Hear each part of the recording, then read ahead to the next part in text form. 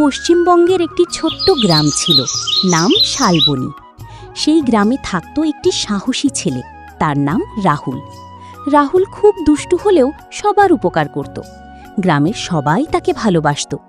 কিন্তু গ্রামের একপাশে ছিল একটি পুরনো বাঁশ বাগান।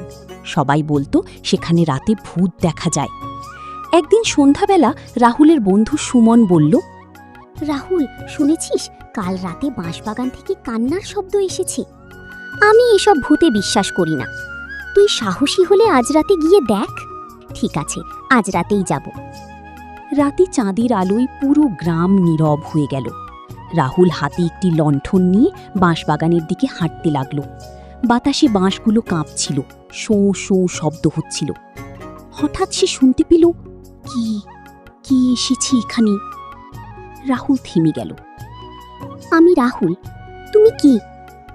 চারপাশে ঠান্ডা হাওয়া বইতে লাগলো। তারপর একটি সাদা ছায়া ধীরে ধীরে সামনে এলো। সেটা ছিল এক ভূত।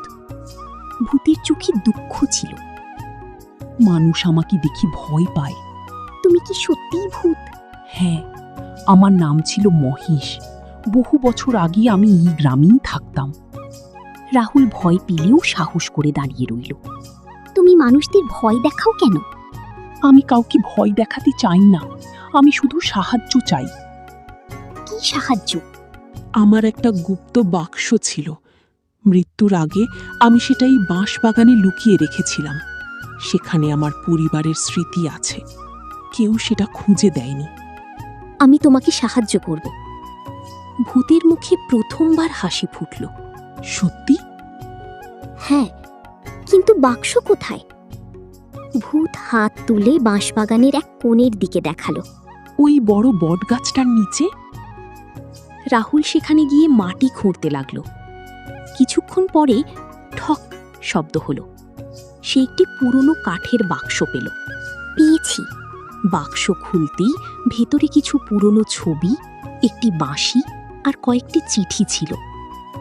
ভূতের চোখে জল চলে এলো। এগুলো আমার স্ত্রীর আর ছেলের স্মৃতি। তুমি এতদিন এগুলোর জন্য অপেক্ষা করছিলে? হ্যাঁ, কেউ আমাকে বুঝতে চায়নি। সব ভূত খারাপ হয় না, তাই না? ঠিক বলেছ। হঠাৎ চারপাশে বাতাস জোরে বইতে শুরু করল। চাঁদের আলো আরো উজ্জ্বল হয়ে উঠল। রাহুল, তুমি আমাকে শান্তি দিয়েছ। এখন আমি চলে যেতে পারবো। তুমি আবার আসবে? ভয় পেলে নয়, সাহস রাখলে আমায় মনে পড়বে। ধীরে ধীরে ভূতের শরীর আলো হয়ে আকাশে মিলিয়ে গেল। পরদিন সকালে রাহুল গ্রামের সবাইকে সব কথা বলল, কিন্তু কেউ বিশ্বাস করল না। শুধু তার দাদু চুপচাপ শুনে বললেন, সাহস আর দয়া থাকলে অন্ধকারও বন্ধু হয়ে যায়। তারপর থেকে গ্রামের মানুষ আর বাঁশবাগানকে ভয় পেত না। আর রাহুল মাঝে মাঝে সেই বটগাছের নিচে বসে বাঁশির সুর শুনতে পেত।